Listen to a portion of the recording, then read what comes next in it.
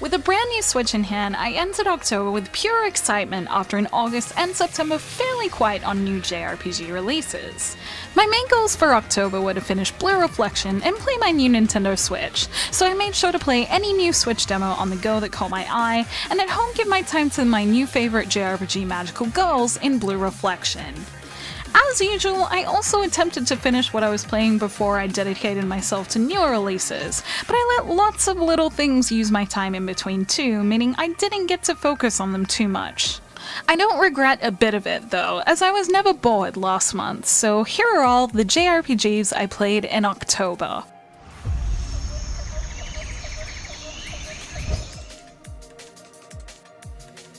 While it's not perfect by any means, I was won over by Hinako and her magical girlfriends in Blue Reflection. The emotional story was filled with great characters that I enjoyed getting to know, and I was genuinely moved multiple times while playing thanks to its well-done look into the emotions of the girls in the story. The story, along with a really good take on the turn-based battle system, is something I look back fondly on in Blue Reflection, and it inspired me to start a Platinum Trophy run of the Japanese version on PS Vita. Since posting my review of Blue Reflection and taking the time to look at other people's, I can understand the flaws people see in it. It's not the most difficult game, the localization needs a polish, and there should have been more boss battles. But to me, there's a piece of magic in how real Blue Reflection feels with its slice-of-life exploration of emotions in a JRPG setting that has made me a fan, and thanks to that, it's highly likely I'll make it one of my New Year's resolutions to check out more of what its developer Gust has to offer. Project Octopath Traveler was the first demo I finished on my Switch and pleasantly surprised me in many ways as I got to know it and my new system. I tend to stay away from modern pixel-style JRPGs, but when Octopath Traveler showed me a deep narrative and smart mechanics on top of its own take on 16-bit visuals, I became a fan pretty fast. I did my first playthrough of Primrose's route quickly, as the fantastic voice acting and lines made me really like her, and the boost mechanic in combat was fun to play with while progressing the story.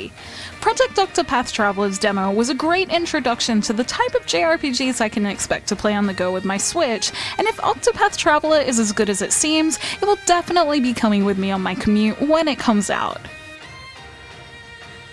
Lost Sphere was another demo I was happy to try on my Switch, and since it isn't a Switch exclusive, I also gave it a try on my PS4 as well. Much like Octopath Traveler, Lost Sphere takes inspiration from older JRPGs, and while I was pretty sure I'd like Lost Sphere from its trailers, I was also pleasantly surprised by its story. The premise of Lost Sphere seemed pretty sad in trailers, but I really enjoyed its characters from what I could understand in this Japanese demo, particularly Locke, as he was adorably childish and amusing with his antics. I managed to get lost a few times due to misunderstanding things in Japanese, but these moments made me think it'll be an interesting world to explore and restore in the story. My boyfriend ended up picking up the full Japanese version, so despite the fact my November JRPGs are pretty well planned at this point, it's one I'm looking forward to getting back to, hopefully sooner rather than later. I realized when I got my Switch, my PS Vita time would probably be greatly reduced, at least for the month. I was very correct, as I only played Persona 2 one or two times in October, and not for very long. This time felt slower due to how long battles take, and I think I must have only made it across one or two screens, which is not much progress at all. It's a small shame as the story was just starting to heat up, but luckily because of that I have plenty of motivation to properly finish.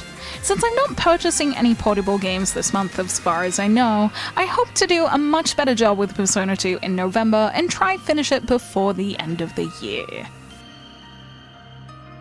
Technically a spin-off game featuring JRPG characters and not a JRPG, I had to have a little peek at the Japanese demo for Ducky Street this month due to its cast of iconic Final Fantasy and Dragon Quest characters. I'm not very experienced with Dragon Quest games, but I know a thing or two about Final Fantasy characters, and the chibi doll-like animation was a nice way to see the characters I like, along with seeing what the party game actually is. In saying this, I did enjoy it a little, but it's definitely a board game style party game and not a JRPG, and isn't really what I'm looking to play right now. Although I was hoping it would be a light way to get to know some of the Dragon Quest characters while enjoying the antics of the Final Fantasy ones I already know, I think I might try a proper Dragon Quest game instead, as I think I would enjoy that much more. I was very happy when I got a random email from a Digimon related feed telling me that Digimon Links was now out in English. I played the Japanese version of Digimon Links in July and really wanted it to be localized for some monster collecting on the go fun, and I've had a lot of fun playing it but in English throughout the month. I want to do a full review on it if I get the time, as its systems were deeper and different in some ways to what I expected, but the most important point I can give here is that I think Digimon Links combines and streamlines some very good parts of Digimon Story's Silas Sleuth's battle system and Digimon World's monster raising mechanics to make a pretty cool smartphone JRPG, and it's a new favourite of mine. I took a good break from Final Fantasy XV after a definite case of Final Fantasy XV overload after almost a year's worth of extra content being pumped into and around it. What made me drop back in is the recent story addition to Chapter 12 of 15, giving a background into the Astral story and some pretty nice story moments that added good context to its events. Usually Final Fantasy XV's extra parts have been pretty standalone, but Astral seems like a decent bit of story context to add, and I found the scene very interesting, even if it could be argued that it should have been in the chapter in the first place. Regardless, it's free and it's a good addition, and after the context given from that small story chunk, I will go back to patiently waiting for episode Ignis. Like Persona 2, I didn't have much time for Persona 5 this month between demos and Blue Reflection, but I did briefly jump into it after Blue Reflection to do a little confidant rank raising. I'm in one of the story-heavy periods in Persona 5 right now, so there isn't really much to do, although I think I'm about to max out my confidant rank with Oya and Chihaya again soon.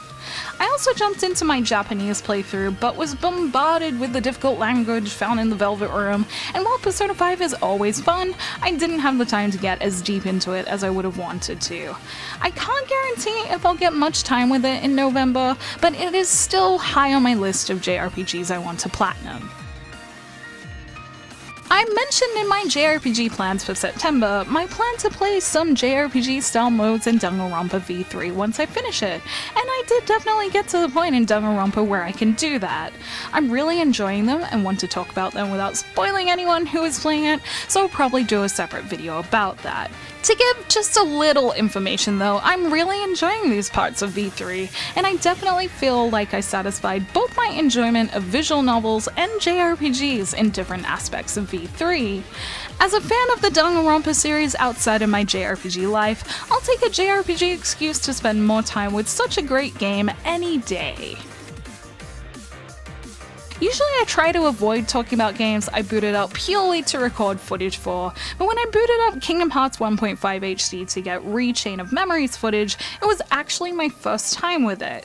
I did play the Game Boy Advance version of Chain of Memories and liked it enough, but I was incredibly surprised to see how good they made it look with the remastered PS2 version. The gameplay is pretty much exactly the same, it just looks much better and has occasional voice acting, which makes me really excited to play it. I never expected to get excited about playing Chain of Memories again after I lost my save last time I played it, but seeing this is a good push for me to finish my current playthrough of the original Kingdom Hearts game remasters to get to this next part of the story. As I make this post, my pre-order for .hack GU Lost Recode is currently counting down to being ready to play, and it's my main plan for November. I wanted to plan to play more experiences in November like Pokemon Ultra Sun or Moon, but I realized .hack GU Lost Recode is essentially 4 games in one, so I have a feeling that will be taking up a lot of my gaming time. I don't really mind though, as I use a lot of money in November on Switch related things, so having a good value, fun looking game like Lost Recode coming out is probably exactly what I need. I also hope to get back to Persona 2 when I'm on the go during the month, as I'm very determined to finish one of the 2 games I've been playing between releases by the end of the year. All in all, I'm excited to get back to the .hack series for the first time in a long time, and it should be a good one to play as Xenoblade Chronicles 2 and the end of the year creep up. Thank you for watching this video. Let me know in the comments below what you played in October and what you'll play in November. You can like and share this video if you enjoyed it, subscribe to my channel for more JRPG content like this, and ring that bell to get notifications on whenever I post so you don't miss a thing. Check out the blog at jrpgjungle.blogspot.com. I do everything I do here, but in written form.